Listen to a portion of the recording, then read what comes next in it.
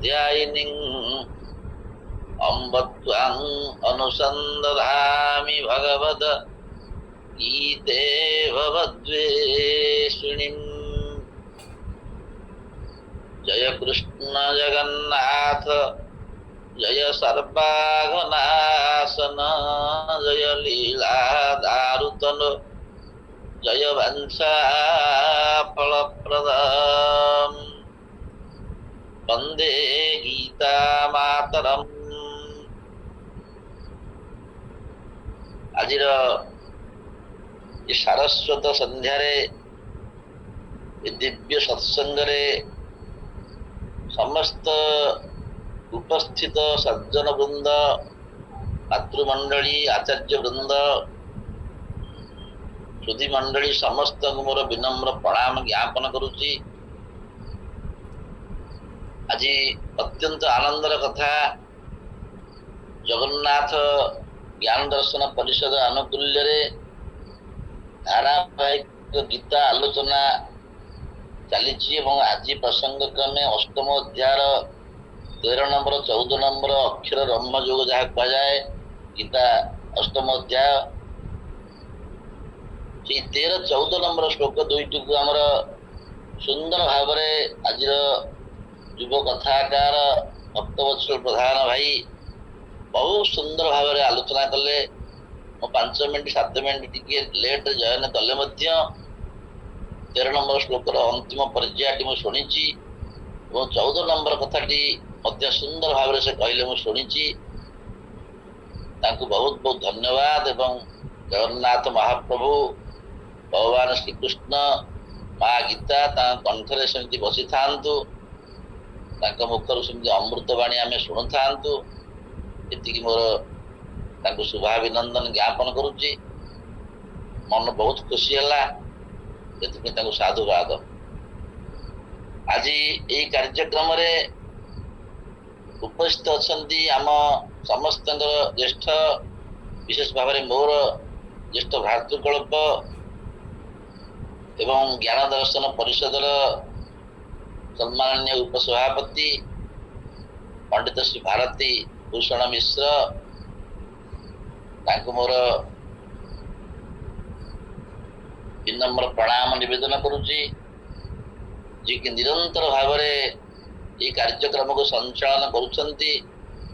मझे टिके मो कार्य व्यस्त रही संध्या बेले अनेक कार्यक्रम ये पूरी भीतर रोची तेणु मुझे किसी दिन जॉइन कर पारि नथिली क्षमा चाहूँगी। श्री भारती भूषण भाई किंतु निरंतर भाव कार्यक्रम को संचालन कर मोर अभिनंदन और अभिवादन ज्ञापन करुच्ची। सकल कार्य निरीक्षक एवं निर्देशक एवं असीम धैर्यशाली पंडित विश्वम्बर महापात्र ज्ञान दर्शन जगन्नाथ ज्ञान दर्शन परिषद जी प्रतिष्ठित संपादक सी प्राणपणे लगी कार्यक्रम सारस्वत कार्यक्रम को संपन्न करने दिन रात निद बोध होनी से अनवरत लगी जगन्नाथ प्राण से मोर बहुत बहुत अभिनंदन ज्ञापन करुच्ची। निरंतर प्रयास ही जगन्नाथ ज्ञान दर्शन परिषद को आज वृद्धिमंत करिछि। केते घात प्रतिघात भितर से ये कार्यक्रम को चालू रखिछंती से कथा वाक्य कहीहब नहीं। जहाँ मोर बहुत बहुत धन्यवाद। आज मंगल ध्वनि देवी कमला नायक भौणी प्रारंभिक भजन पाठ कर देवी निहार मालिनी भौणी एवं स्वागत वार्ता परिवेशन कर देवी सुकांति त्रिपाठी भौणी समस्त को बहुत बहुत धन्यवाद। आज तो आम आलोचना करवा आलोचना करने पूर्व मन में गोटे भावना प्रकटित होउछि जे समस्त पारायण और आलोचना पर समीक्षा आवश्यकता तार पड़े ना आवश्यक पड़े ना किछि किछि आलोचना हुए तो समीक्षा आवश्यक पड़े किंतु आज जहाँ मो अनुभव कली भक्तवत्सल प्रधान भाई जो कथा कहले समीक्षा ଆଦୌ ଆବଶ୍ୟକତା ନାହିଁ। କେବଳ ସେ କଣ କଣ କହିଲେ ମୁଁ ଟିକେ ମନେ ପକେଇ ଦେଇକିରି ବିଷୟବସ୍ତୁକୁ ଆସିବି, କିନ୍ତୁ ସମୀକ୍ଷା ଆବଶ୍ୟକ ପଡେ ନାହିଁ ବୋଲି ମୁଁ ସ୍ୱୀକାର କରୁଛି। ତାଙ୍କ କହିବା ଭିତରେ ଏତେ ଥିଲା ବହୁଦର୍ଶିତା ଯେ ଏବଂ ଗଭୀରତା ଯେ ତାକୁ ସମୀକ୍ଷା କରିବା ଆମ ପକ୍ଷରେ ସମ୍ଭବ ନୁହେଁ। ସେ ଆଜି ସମ୍ବୋଧନ ପଦଠୁ ଆରମ୍ଭ କରି 13 নম্বର ଶ୍ଲୋକର ନିରାକାର ବ୍ରହ୍ମଚିନ୍ତନ ପଦ୍ଧତିଠୁ ଆରମ୍ଭ କରି ଅକ୍ଷର ଧ୍ୟାନ ପଦ୍ଧତି, ଓଙ୍କାର କେମିତି ସ୍ଥିରତା ସମ୍ପାଦନ କରେ, ଏ କଥା ନିରନ୍ତର କେମିତି ଓଙ୍କାର ସ୍ମରଣ ଆମେ କରିବା ଏବଂ ମୃତ୍ୟୁ ସମୟରେ ଆମର ଏ ଅଷ୍ଟମ ଅଧ୍ୟାୟର 5ମ ଶ୍ଲୋକଠୁ 22 ଶ୍ଲୋକ ପର୍ଯ୍ୟନ୍ତ ଏଇ ଶ୍ଲୋକ ଗୁଡିକରେ ମୃତ୍ୟୁ କାଳରେ ଆତ୍ମାର ଧ୍ୟାନ ପଦ୍ଧତି ଉପରେ କୁହାଯାଇଛି। ଭଗବାନ ଶ୍ରୀକୃଷ୍ଣ କହିଛନ୍ତି, ଆମେ ତ ଜାଣିଛୁ ଯେ ଭଗବତ ଗୀତା ଅନୁସାରେ ଜାତସ୍ୟ ହି ଧ୍ରୁବ ମୃତ୍ୟୁ, ଜଣେ ଜନ୍ମ ନେଇଛି ମାନେ ତାର ମୃତ୍ୟୁ ଅବଶ୍ୟମ୍ଭାବୀ। ଜଣେ ମରିଗଲେ ଆଉ ଥରେ ହୁଏତ ଜନ୍ମ ହେଇପାରେ ନପାରେ ସେଟା ଗ୍ୟାରେଣ୍ଟି ନାହିଁ। ଯଦି ସେ ମୁକ୍ତ ହେଇଯିବ ଆଉ ଜନ୍ମ କାହିଁକି ହବ, ଶରୀର ଧାରଣ କାହିଁକି କରିବ? କିନ୍ତୁ ଜନ୍ମ ହେଇଛି ମାନେ ନିଶ୍ଚୟ ମରିବ। ଆଉ କେହି ସତ୍ୟ ନ ହଉ, ଜୀବନରେ ମୃତ୍ୟୁ ହିଁ ଏକମାତ୍ର ସତ୍ୟ, ଯାହାକୁ ଆମେ କୌଣସି ମତେ ଏଡେଇ ପାରିବା ନାହିଁ। ଜଣେ କବି ବି କହିଛନ୍ତି, ମୃତ୍ୟୁ ହଉଛି ଆମର ଅତିଥି, ଯାହାଙ୍କର ତିଥି ନାହିଁ ସେ କହିକିରି ଆସିବେ ନାହିଁ, କେଜାଣି କାହାର ଆଜି ମୃତ୍ୟୁ କାଳ ହୋଇଯିବ ଉପସ୍ଥିତ। ଏଇଟା କହିବାର କାରଣ ହେଲା, ମୃତ୍ୟୁ ଯଦି ଅବଶ୍ୟମ୍ଭାବୀ, ସେ ମୃତ୍ୟୁଟା କେମିତି କଷ୍ଟକର ନ ହଉ, ସୁଲଭ ମୃତ୍ୟୁ ହଉ। ସେଇଥିପାଇଁ ଭଗବାନ ଅଷ୍ଟମ ଅଧ୍ୟାୟର 5ମ ଶ୍ଲୋକଠୁ ଆରମ୍ଭ କରି 22 ଦୀର୍ଘ ଶ୍ଲୋକ ଗୁଡିକରେ ମୃତ୍ୟୁ ସମୟରେ ଆତ୍ମାର ଧ୍ୟାନ ପଦ୍ଧତି ଉପରେ ଅର୍ଜୁନକୁ ସୁନ୍ଦର ଭାବରେ ଶୃଙ୍ଖଳିତ ଭାବରେ କହିଛନ୍ତି। ଆମେ ମୃତ୍ୟୁ ସମୟରେ ଦେଖୁଛୁ ଅନେକ କଷ୍ଟ ଲୋକ ପାଉଛନ୍ତି, ଆମେ ବି କଷ୍ଟ ପାଇବୁ ନାହିଁ ମାନେ ନାହିଁ, ପାଇପାରୁ ନ ପାଇପାରୁ, ସେଟା ଗ୍ୟାରେଣ୍ଟି କିଛି ନାହିଁ। କିନ୍ତୁ ଅନ୍ତତଃ ଈଶ୍ୱର ସ୍ମରଣ ନିରନ୍ତର କରିଥିଲେ ସେଇ କଷ୍ଟ ଟିକେ ଲାଘବ ହେଇଯାଇପାରେ। କର୍ମ ତ କରିଛୁ ଆମେ, ନିଶ୍ଚୟ ତାର ଫଳ ପାଇବୁ, ସନ୍ଦେହ ନାହିଁ। କିନ୍ତୁ ନିରନ୍ତର ଚିନ୍ତନ ସ୍ମରଣ ଅଭ୍ୟାସ କରିଥିଲେ ହୁଏତ ସେଇ କଷ୍ଟରୁ ଦୁଃଖରୁ ଟିକେ ରକ୍ଷା ମିଳିଯାଇପାରେ। ଯେମିତି ଅଭିଶାପ ପାଇଥିଲେ ପରୀକ୍ଷିତ, ଆଉ ଋଷିଙ୍କ ବେକରେ ମଲା ସାପ ଗଳିବା ଦ୍ୱାରା ତାଙ୍କ ପୁଅ ତାଙ୍କୁ ଅଭିଶାପ ଦେଇଥିଲେ ଏବଂ ସିଏ ତକ୍ଷକର ଦଂଶନରେ ସେ ମଲେ 7 ଦିନ ଭିତରେ। କିନ୍ତୁ 7 ଦିନ ଭିତରେ ସେ କଣ ନ କଲେ, ଶୁକଙ୍କ ମୁଖରୁ 7 ଦିନ ଭିତରେ ସିଏ ଦ୍ୱାଦଶ ସ୍କନ୍ଧ ଭାଗବତ ସମ୍ପୂର୍ଣ୍ଣ ଶୁଣିଦେଲେ। ହେଲା କଣ ଲାଭ ନା, ଏୟା ଲାଭ ହେଲା ଯେ ତାଙ୍କର ମନ ତଲ୍ଲୀନ ହେଇଗଲା ଈଶ୍ୱରଙ୍କ ଠାରେ। ସିଏ ଆଉ ତକ୍ଷକ ଦଂଶନର ଯୋଉ ଦୁଃଖ କଷ୍ଟ ଆଉ ସେ ପାଇନାହାନ୍ତି, କି ତକ୍ଷକ ଦଂଶନ କଲା ବୋଲି ସେ ଜାଣିବି ନାହାନ୍ତି। ଏଇ ଲାଭଟି ହେଲା। ଅପରେସନ ସମୟରେ ଆମର ଯଦି ଆନାସ୍ଥେସିଆ ଦେଲେ ଆମେ ଜାଣିପାରୁନାହୁଁ ଆମ ଅପରେସନ କରାହେଲା କି ନହେଲା। ମୁଁ ତ 2 ଥର 3 ଥର ଅପରେସନ ହେଇଛି, ହାର୍ନିଆ 2 ଥର, ଅର୍ଶ ଥରେ। ଏମିତି ମୁଁ ଅନୁଭବ କରିଛି ଯେ ଆନାସ୍ଥେସିଆ ଦେଲା ବେଳେ 2 ମିନିଟ କଷ୍ଟ ହେଇପାରେ, ତାପରେ କଣ ଆମର ହେଲା ଆମେ ଜାଣିପାରିବାନି। ହୁଏତ ବର୍ତ୍ତମାନ ମେରୁଦଣ୍ଡରେ ଆନାସ୍ଥେସିଆ ଦେଲେ ତଳ ଆଡକୁ ପୁରା ବଧିରା ହେଇଯାଉଛି, ଉପରେ ମୁହଁ ଘୋଡେଇ ଦିଆଯାଉଛି, ଅପରେସନ ହଉଛି, ଆମେ ଜାଣିପାରୁଥିବୁ ଅପରେସନ ହଉଛି, କିନ୍ତୁ ଜାଣିପାରୁନଥିବୁ। ଆମେ ଜାଣୁଥିବୁ ଯେ କଣ ଚାଲିଛି, କିନ୍ତୁ ଆମକୁ କଷ୍ଟ କିଛି ହଉନଥିବ। ଜେନେରାଲ ଆନାସ୍ଥେସିଆ ଦେଲେ ଆମେ ଟୋଟାଲ ହାର୍ଟ ଅପରେସନ ହବ ଅଣ୍ଟାଠୁ ଉପରକୁ, ଜେନେରାଲ ଆନାସ୍ଥେସିଆ ଦେଲେ ଆମେ ଟୋଟାଲ ଜାଣିପାରିବୁ ନାହିଁ କଣ ଆମର ଚାଲିଛି। 3-4 ଘଣ୍ଟା 5 ଘଣ୍ଟା ପରେ ସେନ୍ସ ଫେରିବ। ଏ କଥା ଆମେ ଦେଖୁଛୁ। ଏଇଟା କହିବାର କାରଣ ହେଲା, ନିରନ୍ତର ଓଙ୍କାର ବା ପ୍ରଣବ ଚିନ୍ତନ ବା ଆତ୍ମ ଧ୍ୟାନ କଲେ ଆମେ ଏଇଭଳି ତଲ୍ଲୀନ ହେଇଯିବୁ ଈଶ୍ୱର ଠାରେ ଯେ ଆମକୁ ସଂସାର ସୁଖ ବାଧାପ୍ରାପ୍ତ କରିପାରିବ ନାହିଁ। ତରତି ଶୋକଂ ଆତ୍ମବିଧି, ଏଇଟା ହଉଛି एकाक्षर ब्रह्म योग एकाक्षर ब्रह्म चिंतन जहां ये श्लोक 13 नंबर श्लोक भगवान कहते प्रणव ध्यान पद्धति ओम इत्येकाक्षरम ब्रह्म व्याहरण मामनुस्मरन् जह प्रयात जन देहम सजाति परमांगति। लाभ कौन हम लाभ हम से परम गति की प्राप्त हम जड़े सब कहीदे भक्त वत्सल भाई कि बाकी ना तथापि टिके आम स्मरण करवा या पर तो आमर सुलभ जो कथा आलोचना करवा ये श्लोक प्राण त्याग कला बेले केमती लोक परम गति की प्राप्त हम से कथा भगवान कही जेहेतु अक्षर ब्रह्म योग अष्टम अध्याय प्राय मृत्यु समय किंबा मृत्यु हो सारा पर दशा पर्यंत शब पड़ी अवस्था प्रायतः ये अष्टम श्लोक को पाठ करा जाए सन्यासी माने कहते ये अष्टम अध्याय को पाठ करा जाए खाली श्लोक नुहे अष्टम अध्याय को पाठ करा जाए एवं यदि जीवन सारा आम निरंतर भाव ओंकार ध्यान करूँ ताले शेष बेले आमर से ओंकार ध्वनि प्रणव ध्वनि आमर रक्षक होमको सुरक्षा प्रदान करेंगे।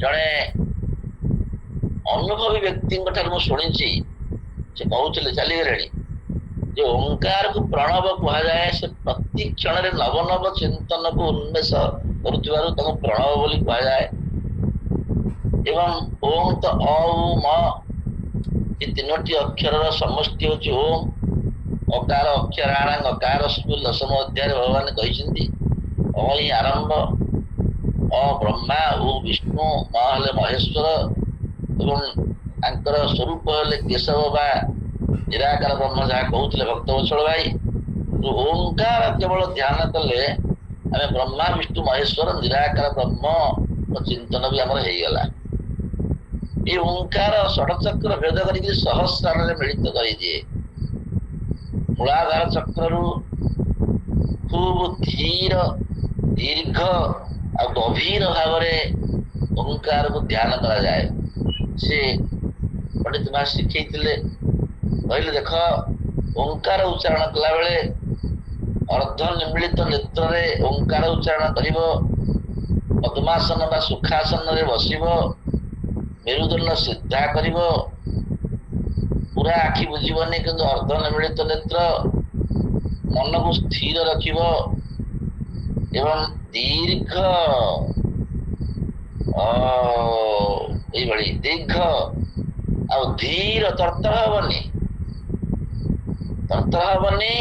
कि अस्थिर हबनी धीर भाव ओंकार उच्चारण करा दीर्घ उच्चारण करा एवं गभीर भाव उच्चारण करा धीर गभीर धीर भाव उच्चारण कले ओंकार तार प्रकृत फल आमको प्राप्त हम ये ओंकार ध्यान पद्धति आमर प्रणवोपनिषद मुख्यतः छांदोग्य एवं मांडुक्य उपनिषद इत्यादि ओंकार उच्चारण कथा कहुई एवं प्रभु निजे जगन्नाथ महाप्रभु निजे ओम ब्रह्मा विष्णु महेश्वर बलभद्र सुभद्रा जगन्नाथ सुदर्शन तुरीय रूप अवतीर्ण होती अकार प्रथम पाद उकार द्वितीय पाद मकार तृतीय पाद और सुदर्शन बिंदु चतुर्थ पाद बा तुरीय आचार्य माने जो माने प्रकृत अनुभवी योगी या कहते भक्तवत्सल भाई यही ओंकार उच्चारण कला बेले से माने प्राण को आज्ञा चक्र करती आज्ञा चक्र नील ज्योति दर्शन करती से परम ब्रह्म ज्योतिर्मय अत्रायम पुरुष स्वयं ज्योति ज्योति तमस परम उच्चते जहाँ कहुई गीतारे से निराकार ज्योतिर्मय परम ब्रह्म को ओंकार माध्यम हमें अनुभव करुचु प्राण को आज्ञा चक्र रखी जाऊ अक्षर ब्रह्म चिंतन कर ଏବଂ ଏ ଓଙ୍କାରକୁ ଧୀର ଗଭୀର ଧୀର ସ୍ୱରରେ ଧୀର ଭାବରେ ଜପ କରୁ। ହୃଦୟରୁ ଆରମ୍ଭ କରି ଆଜ୍ଞାଚକ୍ର ପର୍ଯ୍ୟନ୍ତ ଗୋଟେ ଜ୍ୟୋତିର୍ମୟ ରେଖା ସେ ସମୟରେ ଆମର ଆସିଯିବ। এই ପଦ୍ଧତି ବିଷୟରେ ସୁନ୍ଦର ଭାବରେ ଶିବାନନ୍ଦ କହିଛନ୍ତି। ଆମର ସମୟ ନାହିଁ। ଶିବାନନ୍ଦର ଓଙ୍କାର ବହୁଳ ଗୋଟେ ବହି ଅଛି ପ୍ରଣବ, ଆମେ କେତେବେଳେ ସମୟ ପାଇଲେ ଆଲୋଚନା କରିବା। କେତେ କଥା ସେ କହିଛନ୍ତି, ତାର ସାରାଂଶ କେବଳ ଆମେ ଆଲୋଚନା କରିବା। ଏମିତି ଓଙ୍କାର ବ୍ରହ୍ମ ଏକାକ୍ଷର ବ୍ରହ୍ମକୁ ସ୍ମରଣ କରୁ କରୁ କରୁ କରୁ ସେ ଆମ ଭିତରେ ଏଭଳି ପଶି ଯାଆନ୍ତି ଓଙ୍କାର ଯେ ଦେହ ତ୍ୟାଗ କଲାବେଳେ ମଧ୍ୟ ସେ ଛାଡନ୍ତି ନାହିଁ ଆମକୁ। ଯେମିତି ଆମେ ପାହୁଣ୍ଡ ଆଗେଇ ଗଲେ ସେ 100 ପାହୁଣ୍ଡ ଆଗେଇ ଆସନ୍ତି ପରମାତ୍ମା। ପରମାତ୍ମାଙ୍କ ଭଳି ଦୟାଳୁ ଆଉ କେହି ନାହାନ୍ତି। ଉଦାହରଣ ଦଉଥିଲେ ଭକ୍ତବତ୍ସଳ ଭାଇ ପ୍ରହ୍ଲାଦ, ଧ୍ରୁବ, ପ୍ରହ୍ଲାଦ, ସୁଦାମା, ମୀରାବାଈଙ୍କର ଉଦାହରଣ ଦଉଥିଲେ, ଆମେ ଶୁଣିଛେ। ତେଣୁ ଦେହତ୍ୟାଗ କଲାବେଳେ ମଧ୍ୟ ସେଇ ପ୍ରଣବ ଧ୍ୱନି, ଅନାହତ ପ୍ରଣବ ଧ୍ୱନି ଆମ ଭିତରେ ସେମିତି ଜୀବନ୍ତ ହେଇକି ରହିଥିବେ ଏବଂ ଆମକୁ ମୁକ୍ତି ପ୍ରଦାନ କରିବେ। ଓಂ ଇତ୍ୟେକାକ୍ଷରଂ ବ୍ରହ୍ମ ବ୍ୟାହରଣ ନାମ ଅନୁସ୍ମରଣ। ବ୍ୟାହରଣ ମାନେ ଉଚ୍ଚାରଣ କରିବା, ଅନୁସ୍ମରଣ ମାନେ ଅନୁଚିନ୍ତନ କରିବା, ପ୍ରୟାତି ମାନେ ମରଣ କାଳକୁ ମରଣକୁ ପ୍ରାପ୍ତ ହୁଅନ୍ତି। ତେଣୁ ସବୁ କହିଛନ୍ତି ଆମର ଭକ୍ତବତ୍ସଳ, ମୁଁ କିଛି ଅଧିକ କହୁନି। ଏଇ ବ୍ରହ୍ମ, ଏଇ ଓଙ୍କାର ହେଲେ ବ୍ରହ୍ମଙ୍କର ଅଭିଧାନ, ବ୍ରହ୍ମଙ୍କର ସ୍ୱରୂପ ବୋଧକ। ଆଗକୁ କେବେ ହେଲେ ଆମେ ଛାଡିବା ନାହିଁ। ରାତିରେ ଯେତେବେଳେ ଆମେ ଶୟନ କରୁଛୁ ସେତେବେଳେ ହୃଦୟ ସ୍ଥିତ ପରମାତ୍ମାକୁ ଆମେ ପ୍ରାର୍ଥନା କରିବା ଯେ ହେ ପରମାତ୍ମା, ଆପଣ ନିଶ୍ୱାସ ରୂପରେ ଓଙ୍କାର ରୂପରେ ମୋ ଭିତରେ ଅଛନ୍ତି। ମୁଁ ସୁଷୁପ୍ତିକୁ ପ୍ରାପ୍ତ ହଉଛି। ମୁଁ ସକାଳୁ ଆଉଥରେ ବଞ୍ଚିବି କି ମରିବି ଠିକଣା ନାହିଁ। ଆପଣ ହିଁ ସାକ୍ଷୀ ରୁହନ୍ତୁ। ଯେମିତି ମଲା ବେଳେ ଅଗ୍ନି ସଂଯୋଗ କଲାବେଳେ ଅଗ୍ନିକୁ 10 ଦିନ ପାଳକୁ ସାକ୍ଷୀ ରଖାଯାଏ, ସେମିତି ଆମେ ରାତିରେ ଶୋଇଲା ବେଳେ ମଧ୍ୟ ପ୍ରଭୁଙ୍କୁ ସାକ୍ଷୀ ରଖିକିରି, ପ୍ରଭୁ ମୁଁ ଶୋଇଲି, ଆପଣ ପ୍ରାଣ ରୂପରେ ତ ଉଚ୍ଛ୍ୱାସ ପ୍ରଶ୍ୱାସ ରୂପରେ ଆପଣ ଅଛନ୍ତି, ମୁଁ ଶୋଇଲି। ପ୍ରଭୁ ଦାୟିତ୍ୱ ନେଇଗଲେ। ପ୍ରଭୁ ଦାୟିତ୍ୱ ନେବେ, ଆମେ ନ ଡାକିଲେ ବି ଦାୟିତ୍ୱ ନେବେ। ଡାକିଲେ ଆଉ ଟିକେ ସେ ଖୁସି ହେବେ। ପ୍ରଭୁ ପ୍ରସନ୍ନ ହେଲେ ଆମକୁ ସବୁ ମିଳିଯିବ। ତେଣୁ ଏମିତି ଓଙ୍କାର ବ୍ରହ୍ମ ସ୍ମରଣ କରୁ କରୁ କରୁ କରୁ ଦେହ ତ୍ୟାଗ ବେଳେ ମଧ୍ୟ ପରମ ବ୍ରହ୍ମ ପ୍ରାପ୍ତି ହେଇଯାଏ। ଯୋଉ ମୂର୍ଦ୍ଧା ମାର୍ଗରେ ଜନ୍ମ ସମୟରେ ଯୋଉ ଦୁଃଖ ଦୁଃଖୀ ଆମର ଥାଏ ମୂର୍ଦ୍ଧା ମାର୍ଗ, ସେଇ ମୂର୍ଦ୍ଧା ମାର୍ଗରେ ପ୍ରଭୁ ପ୍ରବେଶ କରିଥାନ୍ତି। ତତ୍ ସୃଷ୍ଟ୍ୱା ତଦେବାନୁପ୍ରାବିଶତ, ଏ କଥା ଉପନିଷଦରେ କୁହାଯାଇଛି। ମୂର୍ଦ୍ଧାନଂ ବିଦିର୍ଯ୍ୟ, ସେ ମୂର୍ଦ୍ଧା ମାର୍ଗକୁ ବିଦୀର୍ଣ୍ଣ କରିକିରି ଆଗ ପଶିଥାନ୍ତି। ପୁଣି ସେ ମୂର୍ଦ୍ଧା ମାର୍ଗ ଧୀରେ ଧୀରେ ବର୍ଷ 2 ବର୍ଷ ପରେ 5 ବର୍ଷ ବନ୍ଦ ହେଇଯାଏ। ବର୍ଷ 2 ବର୍ଷ ଭିତରେ ପୁଣି ଓଙ୍କାର ଉଚ୍ଚାରଣ କଲେ ସେ ମୂର୍ଦ୍ଧା ମାର୍ଗ ଉନ୍ମୁକ୍ତ ହେଇଯାଏ। ଏଇଟା ଯୋଗୀ ମନ୍ଦିର ସେମାନେ କହନ୍ତି। ତତ୍ତ୍ୱଦର୍ଶୀ ସେମାନେ ମଧ୍ୟ, ଆମେ ଜାଣିଛୁ ପଣ୍ଡିତ କୃଷ୍ଣ ରାଜଗୁରୁ ଏ କଥା କହନ୍ତି। ସେମାନେ ବହୁତ ଧ୍ୟାନ କରି ଜାଣିଥିଲେ। এই ମୂର୍ଦ୍ଧା ମାର୍ଗରେ ପ୍ରାଣ ଶକ୍ତି ଊର୍ଦ୍ଧ୍ୱମୁଖୀ ହୁଏ। ଅତସ୍ୟ ପ୍ରାଣାଃ ଉତ୍କ୍ରାମନ୍ତି ଇହୈବ ସମବନିୟନ୍ତେ ବୋଲି ଉପନିଷଦ ମନ୍ତ୍ର ଅଛି। ଆଉ ବ୍ରହ୍ମ ପ୍ରାପ୍ତି ଥରେ ଘଟିଗଲେ ଆଉ ପୁନର୍ଜନ୍ମ ହୁଏ ନାହିଁ। ସଜାତି ପରମାଗତି, ପରମ ଗତି ହେଇଗଲେ ଆଉ ସଂସାର ଗତି ନାହିଁ। ପରମ ଗତି ହେଲା, ଆଉ ସଂସାର ଗତି ଆସିବ କାହିଁକି? ଥରେ ଯଦି ପରମ ଗତି ହେଲା ଆଉ ସଂସାର ଗତି ନାହିଁ, ଆଉ ଦେହ ଧାରଣ ନାହିଁ, ଆଉ ଜନ୍ମ ଲାଭ କରିବା ନାହିଁ। ଯୋଉ ପରମ ବ୍ରହ୍ମକୁ ଆମେ ଓଙ୍କାର ମାଧ୍ୟମରେ ଧ୍ୟାନ କରି ପାଇଲେ, ସେ ନିଜେ ଅରୂପ, ସେ ନିରୁପାଧିକ ନିର୍ଗୁଣ ନିରାକାର କହୁଥିଲେ ହେଲେ ଭକ୍ତବତ୍ସଳ ଭାଇ, ମୁଁ ସେଇ କଥାଟି ଖାଲି ମନେ ପକେଇ ଦଉଛି। ତାଙ୍କୁ ଓଙ୍କାର ରୂପରେ ଆମେ ସ୍ମରଣ କରିବାକୁ ହିଁ ପଡିବ। ଯେମିତି ଜଣେ ଲୋକର ନାଁ ଧରିଲେ ସେ ଶୁଣି ଦିଅନ୍ତି, ଭଗବାନଙ୍କର ନାଁ ହେଲା ଓଙ୍କାର। ଭଗବାନଙ୍କର ତ ସହସ୍ର ନାମ ଅଛି, କିନ୍ତୁ ଭଗବାନଙ୍କର ମୁଖ୍ୟ ନାମ କଣ ନା ଓଙ୍କାର। ଓಂ, ଯେମିତି ରାମ କୃଷ୍ଣ ଭଗବାନ ଶୁଣିବେ ନିଶ୍ଚୟ। ଓଙ୍କାର ଆମେ ସାଧାରଣତଃ ଡାକିଲେ ଆମେ କଣ କରୁଛୁ? ଆମେ ଓଡିଶାରେ ଜନ୍ମ କରିଛୁ, କମ କଥା ନୁହଁ। ଡାକିଲେ ଆମେ ଓ ବୋଲି କହୁଛୁ, ଓ ବୋଲି ଓଙ୍କାର। ଓଙ୍କାରର ପ୍ରୟୋଗଟା ଆମର ସମାଜରେ ଏମିତି ମିଶି ଯାଇଛି ଯେ ଡାକିଲେ ଆମେ ଓ ବୋଲି କହୁଛୁ। ଆମର ଏବେ ଓ ବୋଲି କହୁନାହାନ୍ତି, ହାଲୋ ହାଲୋ କହୁଛନ୍ତି କି କଣ କହୁଛ ବୋଲି କହୁଛନ୍ତି। କିନ୍ତୁ ଆମର ମନେ ଅଛି ମୋ ଜେଜେମା ଜେଜେମା ଜେଜେବାପା ଆଈ ସେମାନେ ଓ କଣ କହୁଛୁ ଡାକିଲେ ଆମେ କହିଲେ ଆଇଲ ନା ଓ ଏମିତି ଓ। ସେ ଜାଣିନି ବେଦାନ୍ତ ପଢିନି କିନ୍ତୁ ସେ ବେଦାନ୍ତକୁ ଠିକ ବୁଝିଛି। ଆମେ ଏତେ ବେଦାନ୍ତ ପଢିକିରି ଆମେ ଯାହା ନ ବୁଝିଛୁ, ସିଏ ବେଦାନ୍ତ ନ ପଢିକିରି ଠିକ ବୁଝିଛି, ଆମଠୁ ଭଲ ବହୁତ ଭଲ ବୁଝିଛି। ଆମେ ଯୋଉମାନେ ପାଠ ଟିକେ ଟିକେ ପଢିଛୁ ଆମର ଟିକେ ଟିକେ ଦୋଷ ରହୁଛି, କିନ୍ତୁ ତାଙ୍କର କିଛି ଦୋଷ ନାହିଁ, ସମ୍ପୂର୍ଣ୍ଣ ସମର୍ପିତ ସିଏ। ଯାହା ହଉ ଓଙ୍କାର ହଉଛି ଅକ୍ଷର ବ୍ରହ୍ମଙ୍କର ପ୍ରତୀକ। এই କଥା ବେଦ ଉପନିଷଦ ଅନ୍ୟାନ୍ୟ ଶାସ୍ତ୍ର ମାନଙ୍କରେ ବିସ୍ତୃତ ଭାବରେ କୁହାଯାଇଛି। ଏବଂ ଏଇ ଅହଙ୍କାରକୁ ଜାଣିଲେ ଯିଏ ଯାହା ଚାହିଁବ ସେୟା ହେଇପାରିବ, ଏ କଥା କଠୋ ଉପନିଷଦରେ କୁହାଯାଇଛି। ଏତଦିହେବ ଅକ୍ଷରମ୍ ନଚିକେତାକୁ ଯମ କହିଛନ୍ତି, ଏତଦିହେବ ଅକ୍ଷରମ୍ ବ୍ରହ୍ମ ଏତଦି ଏକାକ୍ଷରମ୍ ପରମ୍ ଏତଦିହେବ ଅକ୍ଷରମ୍ ଜ୍ଞାତ୍ୱା ଯୋ ଯଦିଚ୍ଛତି ତସ୍ୟ ତତଃ। ଯେ ଯାହା ଇଚ୍ଛା କରିବ ସେ ତାକୁ ସେୟା ପାଇପାରିବ।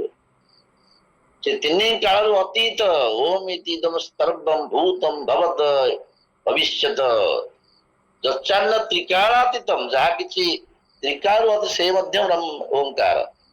ଏବଂ ସେ ଓଙ୍କାରଟି କୁ ପ୍ରଣବ ବୋଲି କୁହାଯାଏ। ତସ୍ୟ ବାଚକଃ ପ୍ରଣବ, ଯୋଗ ଦର୍ଶନରେ କଥା ଆମେ ଶୁଣିଛୁ। ତସ୍ୟ ବାଚକଃ ପ୍ରଣବ, ଈଶ୍ୱରଙ୍କର ବାଚକ ଅଭିଧେୟ ଅଭିଧାନ ହେଲା ସେ ଓଙ୍କାର।